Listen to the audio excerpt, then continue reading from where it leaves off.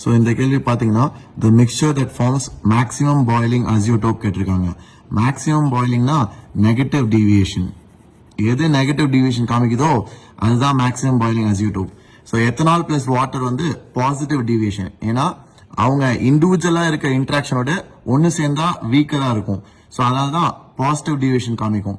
அதே தான் acetone and carbon டைசல்ஃபைடும்.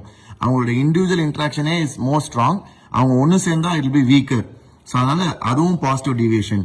Heptane and octane ஹோமோலோகஸ்ல. ஸோ இது வந்து நியர் ஐடியல். இது வந்து near ideal. It obeys nearly நம்மளோட ரவுல்ஸ் லா.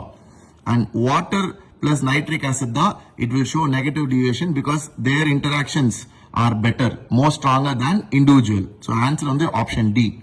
அதே போல 43rd question. For an ideal solution, the correct option is ideal solutionக்கு delta H mix is 0. அதான் ரைட் ஆன்சர். ஸோ ஐடியல் சொல்யூஷனுக்கு டெல்டா வி மிக்ஸும் டெல்டா ஹெச் மிக்ஸும் is 0. ரெண்டுமே முட்டை. டெல்டா ஜி என்னைக்குமே நெகட்டிவ், ஏன்னா ஸ்பான்டேனியஸா இருக்கும். அண்ட் டெல்டா எஸ் எப்பவுமே பாசிட்டிவ் பிகாஸ் ரேண்டம்னஸ் ஏறிக்கிட்டே தான் போகும்.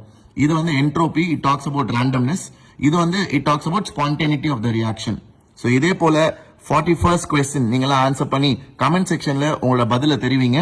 இந்த மாதிரி கேள்விகள் பிடிச்சிருந்தா ரெகுலரா ஃபாலோ பண்ணுங்க.